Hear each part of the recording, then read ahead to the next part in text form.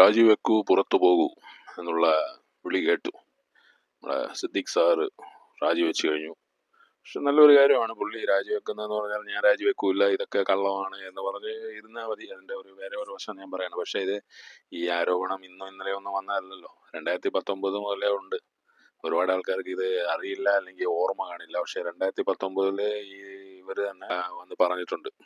എന്തായാലും ഒരു ഒരു ബ്ലോക്ക് ഒരു ജയിൽ തന്നെ പണിയേണ്ടി വരും തോന്നുന്നു. ഒരു ജയിൽ തന്നെ പണിയേണ്ടി വരും തോന്നുന്നു. അത്രയും ആൾക്കാരുണ്ടാവും തോന്നുന്നു ഇത് മരയൊക്കെ പിടിച്ച് അകത്തിട്ട് കഴിഞ്ഞാൽ, ഇത് പ്രൂവ് ആയി കഴിഞ്ഞാൽ.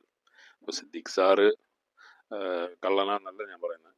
പക്ഷെ ആ സ്ത്രീ പറയുന്നത് കേൾക്കുമ്പോൾ അവരുടെ ആ ഒരു എന്താ പറയുന്ന ഒരു വികാര തള്ളിച്ചയിൽ അവരുടെ സംസാരം കേൾക്കുമ്പോൾ എനിക്കത് വലിയ കള്ളമായിട്ടൊന്നും തോന്നുന്നില്ല.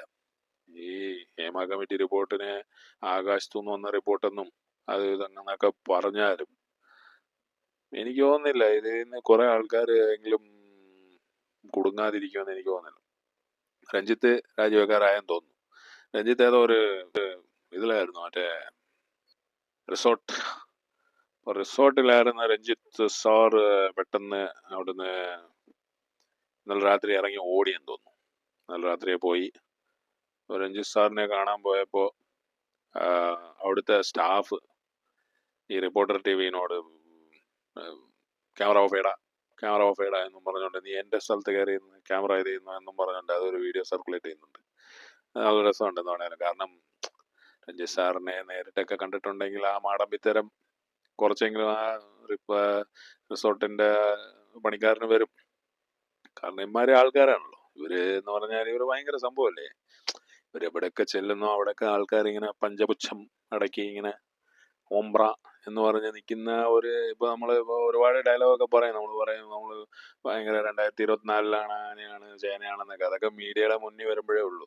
നേരിട്ട് കാണുമ്പോ ഇപ്പോഴും രഞ്ജിത്ത് സാർ എന്ന് പറഞ്ഞാൽ രഞ്ജിത്ത് സാർ തന്നെയാണ്. അതുപോലെ തന്നെ സിദ്ദിഖ് സാർ എന്ന് പറഞ്ഞാൽ സിദ്ദിഖ് സാറാണ്. അതാണേലും ആ ചങ്ങായി അവിടെ കിടന്ന് പൊട്ടത്തരവാ.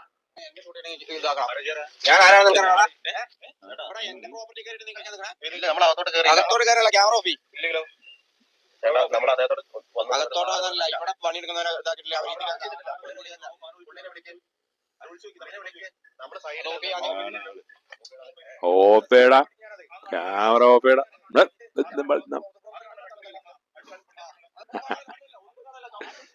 ചവിട്ടി പൊട്ടിക്കും ഞാൻ.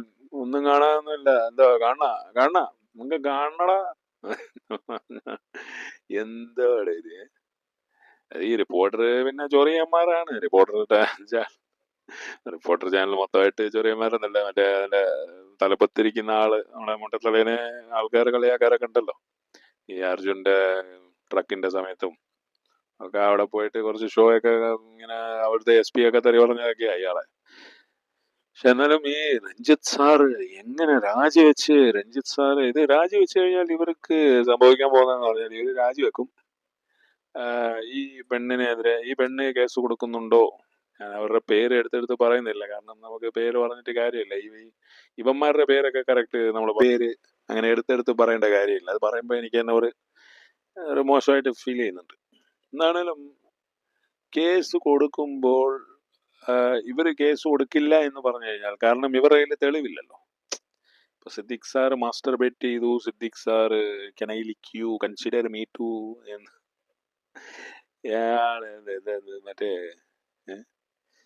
പറഞ്ഞു കഴിഞ്ഞാൽ കൂടിപ്പോവും. ഇതൊക്കെ എന്ത് വക മനുഷ്യന്മാരാണ്.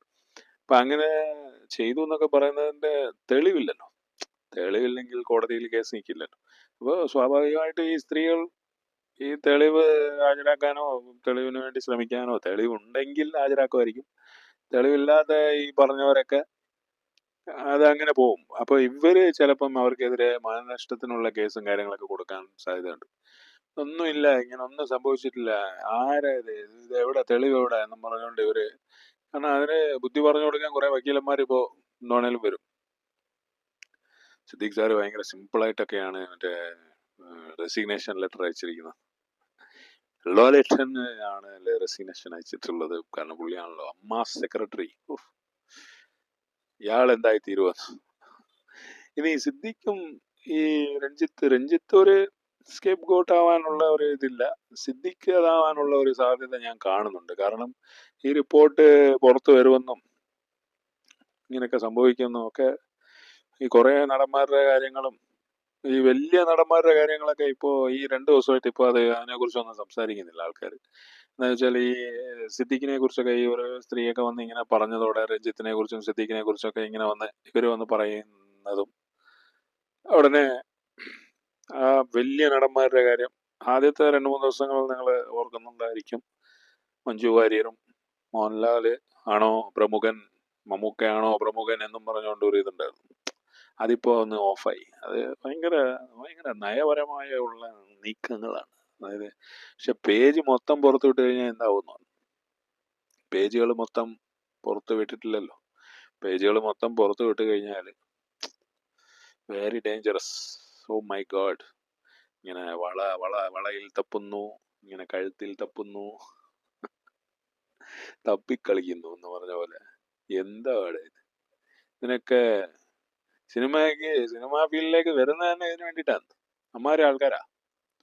കാരണം എന്താന്ന് വെച്ചാല് സിനിമാ ഫീൽഡ് എന്ന് പറയുമ്പോൾ പണ്ടത്തെ കാലത്ത് ഭയങ്കര ഒരു വൃത്തികെട്ട ഒരു ഫീൽഡാണ്. പണ്ടത്തെ കാലത്ത് നല്ല കാണാൻ മെനയുള്ള നടിമാരെയും കാണാൻ പറ്റില്ല. നിങ്ങൾ കണ്ടിട്ടുണ്ടെങ്കിൽ അറിയാം. ഇപ്പൊ ഞാൻ പറഞ്ഞു കഴിഞ്ഞാൽ ബോഡി ഷേമിംഗ് എന്ന് പറയും. നിങ്ങൾക്ക് എല്ലാവർക്കും അത് റിലേറ്റ് ചെയ്യാൻ പറ്റുമെന്ന് ഞാൻ വിശ്വസിക്കുന്നു. ഞാൻ പറയുന്ന കാര്യം എന്താണെന്ന് വെച്ചാൽ പണ്ടത്തെ കാലത്ത് എക്സ്ട്രാ ആക്ടർ എന്ന് പറയുന്ന ഈ സൈഡ് ആക്ടേഴ്സ് ഉണ്ടല്ലോ, അതായത് സഹനടന്മാർ, ഈ ജൂനിയർ ആർട്ടിസ്റ്റ് എന്ന് പറയുന്നത്. സൈഡ് ആക്ടേഴ്സ് എന്ന് പറഞ്ഞാൽ അത് മോശമാണ്. ജൂനിയർ ആർട്ടിസ്റ്റ്, ജൂനിയർ എന്ന് പറഞ്ഞാൽ ശരിക്കും പ്രായം കുറഞ്ഞവരാണ് ജൂനിയർ ആർട്ടിസ്റ്റ് നമ്മുടെ ഇൻഡസ്ട്രിയിൽ. പക്ഷെ അങ്ങനെയല്ല. ജൂനിയർ ആർട്ടിസ്റ്റ് എന്ന് പറഞ്ഞാൽ ഈ വേസ്റ്റ് ആയിട്ടുള്ള, അതായത് ചെറിയ റോളിലൊക്കെ ഇങ്ങനെ സാർ ഛായ എന്നൊക്കെ പറഞ്ഞു വരുന്ന ആൾക്കാരാണ് ജൂനിയർ ആർട്ടിസ്റ്റ്. സാർ അവിടെ തീ കത്തി എന്നൊക്കെ പറഞ്ഞു. അങ്ങനത്തെ ജൂനിയർ ആർട്ടിസ്റ്റ് പണ്ടത്തെ കാലത്ത് കണ്ടു കഴിഞ്ഞാൽ വലിയ ലുക്കൊന്നുള്ള ആൾക്കാരായിരിക്കില്ല. ഹീറോയിൻ ആയിരിക്കും ലുക്ക്.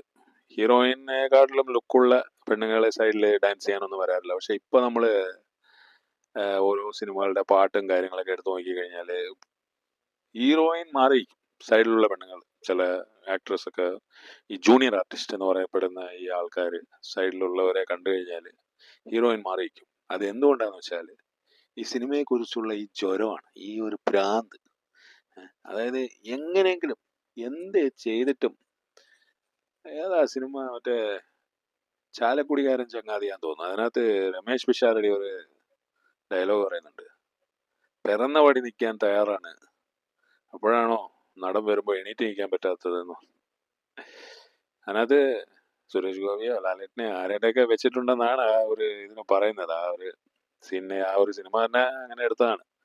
എന്താണേലും ഈ സിനിമയ്ക്കകത്തുള്ള ഈ വക സംഭവങ്ങളൊക്കെ ഇത് തുടർന്നുകൊണ്ടേയിരിക്കും. നമ്മുടെ മന്ത്രിയൊക്കെ പറയുന്നുണ്ടല്ലോ, ബാക്കി ഒരുപാട് മേഖലകളിൽ ഇതുണ്ട്, സിദ്ദിഖും മറ്റേ വേറെ ആരുടെയൊക്കെ പറഞ്ഞത്, ജഗദീഷ് പറഞ്ഞു അത് അങ്ങനെ പറയുന്നത് ശരിയല്ലല്ലോ, അങ്ങനെ പറഞ്ഞു ഒഴിഞ്ഞു മാറാൻ പറ്റില്ല, ബാക്കിയുള്ള സ്ഥലങ്ങളിലുണ്ട് അതുകൊണ്ട് ഇവിടെ ഉണ്ട് എന്ന് പറയാൻ പറ്റില്ലല്ലോ. അസത്യമാണ്. നമ്മൾ നമ്മുടെ സ്ഥലം ക്ലിയർ ആക്കുക, അപ്പോൾ ബാക്കിയുള്ള സ്ഥലം താനേ ക്ലിയർ ആയിക്കോളും. അതാണല്ലോ വേണ്ടത് നമുക്ക്. പക്ഷെ നമ്മൾ അങ്ങനെ ചെയ്യാറില്ലല്ലോ. നമ്മൾ മറ്റുള്ളവരെ കുറ്റം പറയാം. അവിടെ കറണ്ട് ഇല്ലേ, എന്നാ കുഴപ്പമില്ല എന്നുള്ള ഒരു കൺസെപ്റ്റ് ആണല്ലോ നമ്മുടെ. എന്താണേലും ഈ പുള്ളി സിദ്ദിഖ് സിദ്ദിഖ് ഒരു സ്കേപ്പ് ഗോട്ട് ആണോ എന്നൊരു സംശയം എനിക്ക് ഇല്ലാതില്ല. പിന്നെ രഞ്ജിത്തിന്റെ കാര്യം, രഞ്ജിത്ത് അത് പൊളിറ്റിക്കലി ഭയങ്കര സംഭവമായിട്ടുണ്ട്. രഞ്ജിത്തിന് ഒരുപാട് ആൾക്കാരുമായിട്ട് ശത്രുതയുണ്ട്. രഞ്ജിത്ത് ആള് ശരിയല്ല. രഞ്ജിത്ത് ഭയങ്കര, നമ്മള് പണ്ട് മമ്മൂക്കയെ കുറിച്ചൊക്കെ പറയുള്ളൂ ഭയങ്കര ജാടയാ അയാൾക്ക്. അത് മമ്മൂക്ക തന്നെ ചില സിനിമകളിലൊക്കെ പറയുന്നു ഭയങ്കര ജാടയാണ് ഈ രഞ്ജിത്ത് ഈ കഥാകൃത്തായതുകൊണ്ട് പുള്ളിക്ക് ഭയങ്കര ബുദ്ധിയാന്നാ പുള്ളിയുടെ ഒരു, അതാണ് ഇപ്പൊ സംഭവിച്ചത്. ഇപ്പൊ കണ്ടല്ലോ, ബുദ്ധി കഴിഞ്ഞല്ലോ, finish, bye bye, go home ആണല്ലോ. ജയിലിൽ പോവുക ഇത് പ്രൂവ് ആയി കഴിഞ്ഞാൽ ആ നടി, പക്ഷെ അവർക്ക് കേസ് കൊടുത്ത് അത് പ്രൂവ് ചെയ്യാൻ പറ്റില്ല. അതാണ് ഇവരെയൊക്കെ ബോയ്ക്കോട്ട് ചെയ്യുക എന്നുള്ളതേ ഉള്ളൂ. ഈ ആൾക്കാരെയൊക്കെ നമ്മള് സിനിമയില് ബോയ്ക്കോട്ട് ചെയ്യുക, അത്രേ ഉള്ളൂ. അല്ലാതെ ഇപ്പോ ഇതിനകത്ത് ഇത് കേസ് കൊടുത്ത് ഇത് കേസൊന്നും നിയമപരമായിട്ട് പോയി കഴിഞ്ഞാൽ ഒന്നും നിൽക്കാൻ പോകുന്നു. കാരണം അവരുടെ കയ്യിൽ പകുതി പേരെ വളയിൽ തൊട്ടു, കഴുത്തിൽ തൊട്ടു എന്നൊക്കെ പറയുന്ന അതിന് പ്രൂഫ് ഇല്ലല്ലോ. അവർ പറയുന്ന സമയവും സാഹചര്യവും സന്ദർഭവും എല്ലാം കറക്റ്റാണ്, പക്ഷേ ഇതൊന്നും പ്രൂഫ് ഇല്ല. അപ്പൊ ഇതിപ്പോ ഇങ്ങനെ ഇവരെ റിസീൻ ചെയ്യുന്നു എന്നൊക്കെ പറയുന്ന ഈ ന്യൂസ് കേൾക്കുമ്പോൾ ഇതിങ്ങനെ ആളി കത്തുന്നുണ്ട്, ഇതിങ്ങനെ ഭയങ്കര സംഭവമായിട്ട് വരുന്നുണ്ട്. പക്ഷെ ഇതിനകത്ത് നമ്മൾ മറന്നു പോകുന്ന ഒരു സംഭവം എന്ന് പറഞ്ഞാൽ വേറെ എന്തോ കാര്യങ്ങള്, അതായത് വേറെ കുറെ നടന്മാരുണ്ടെന്നൊക്കെ ആദ്യത്തെ ദിവസങ്ങളിൽ പറഞ്ഞായിരുന്നു. അതൊന്നും ഇപ്പൊ നമ്മൾ ഓർക്കുന്നില്ല, അതൊക്കെ ഇപ്പൊ നമ്മൾ വിട്ടുപോയി.